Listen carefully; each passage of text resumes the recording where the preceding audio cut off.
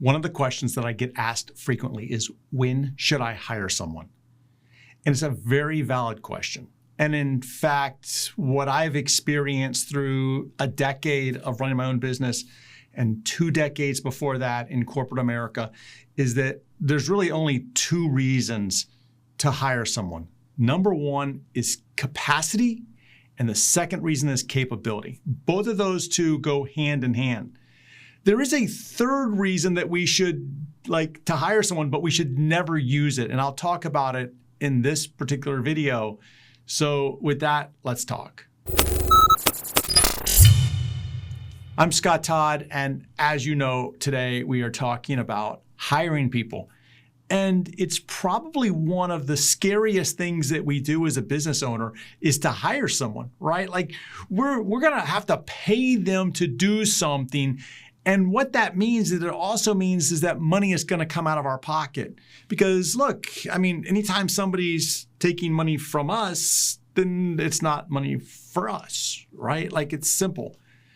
But how do we move forward with this? And how do we make sure that the person that we're adding is truly gonna add value? And that's where my 2 rules of hiring come in for capability and capacity. Remember, capability and capacity. So let's go through capability first. As a business owner, you cannot gain all the skills that you need in order to run your business. It's impossible. There are too many skill sets that are needed to grow and to scale a business. Why do you think large companies have specialized departments? They have an accounting department, and they have a finance department, and they have a treasury department, and they have a marketing department, and a legal department, and it goes on and on and on. And it's because it's a specialized skill. And as the business owner, you kind of need to know really all those departments and how those things operate, but there's no way that you can possibly gain the skill set that you need to be good at any of them. There is that old adage that says, you know, a jack of all trades is a master of none, and people love to reference that. I think that business owners really are that jack of all trades. And they're like, I don't want to be the master of none. There's an additional saying that oftentimes gets sliced off of that. And it's, they're a master of none, but they are better than a master of none.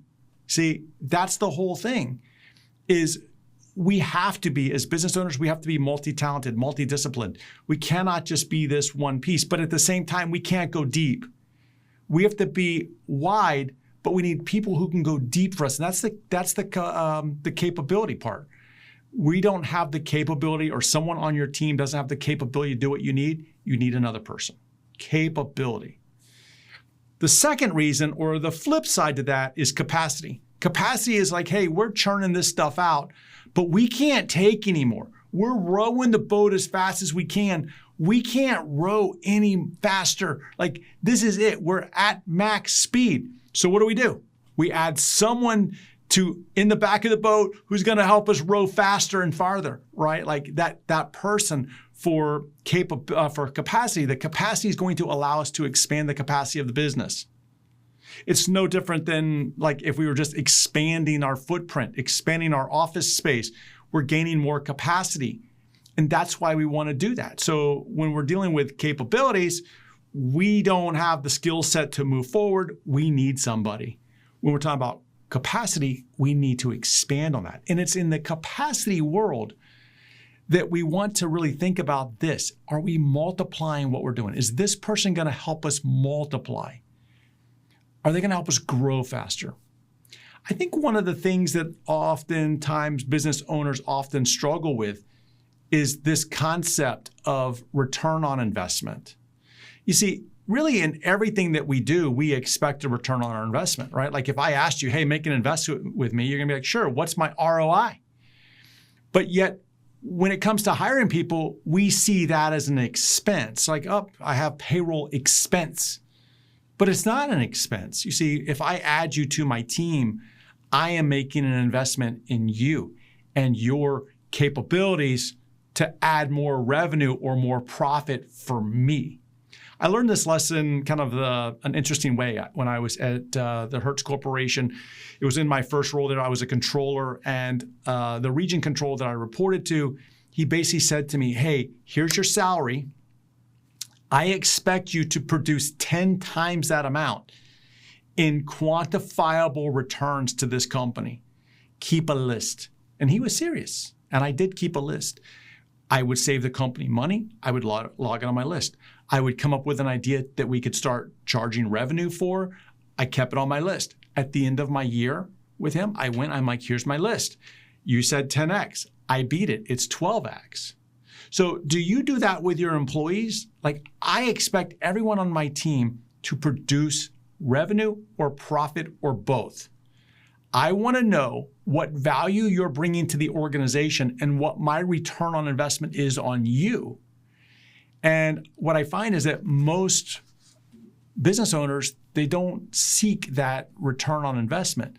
Again, they think of their employees as kind of an expense in that aspect. And I just kind of caution you against that thinking, because it doesn't work. The math doesn't work if you're not getting a return on it. There's no way that it's going to work for you. I did write, this is a topic on my Substack post. You can get to it from scotttodd.net/blog, or actually scotttodd.net, go to the top. It says blog and it takes you to the Substack on there.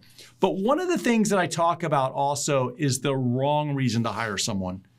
And the wrong reason that we want to avoid at all cost is this. We don't want to hire someone to fix a chaos. We don't want someone to fix a mess for us. They just can't do it, okay? There are specialized people who are really, really good at fixing messes. They're rare, right? Like, it's a rare skill set. And if that's what you truly need, then you need to make sure you're hiring for that.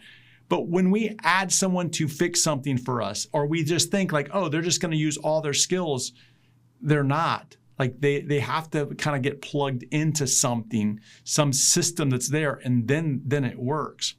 Let me tell you about a person that I hired once. Everybody was telling me like, oh, you need SEO. And I agreed, I need SEO. I needed SEO help. So I did what most people do, is I went out and I started looking for an SEO expert. I didn't want an external company to do this, a contractor. I wanted it to be someone on my team. So I hired an SEO expert.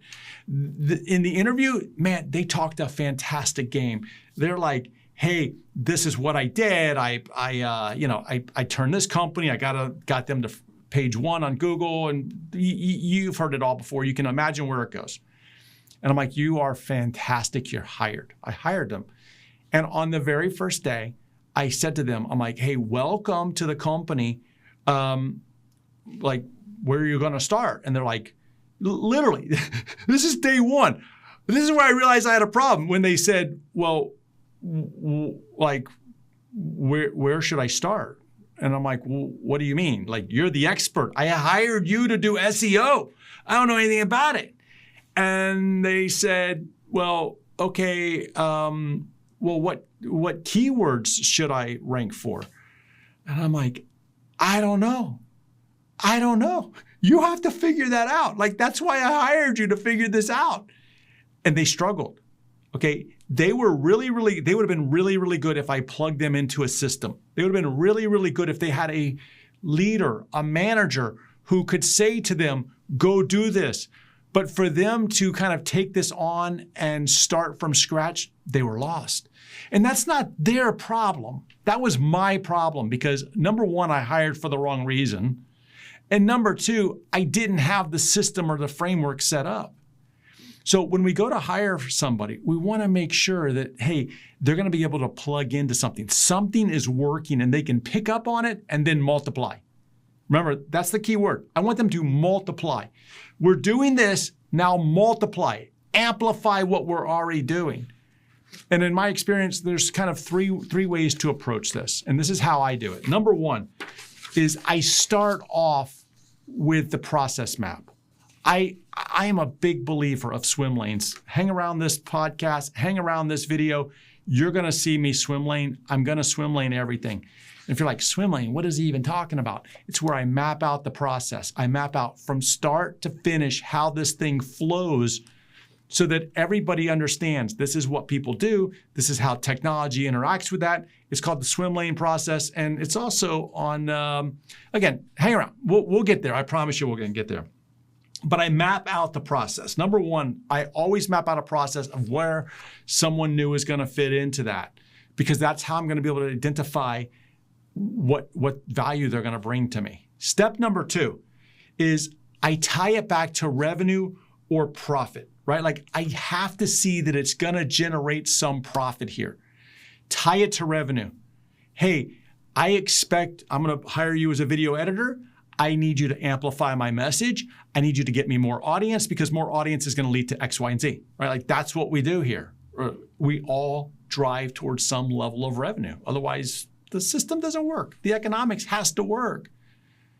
The third thing that I ask is the hard question. Is adding them to this company going to multiply something? And if the answer is no, we don't add. That's like the last qualifier here. I have to have them amplifying something. It has to work with multiplication. I don't want addition. I don't want them to say, well, if I add this person, yeah, we're going to gain a little bit over here. No, they have to multiply. Like they need to bring skills that are going to multiply my business. And for you to be successful, you need the people, you need the new hires to multiply within your business. That's really it. When we talk about hiring, it's a simple 2 steps. Am I gaining capacity by hiring this person, or am I gaining capability? And if I'm not gaining either one of those, I need to steer clear. All right. So I hope that helps you, and I will see you in the next episode.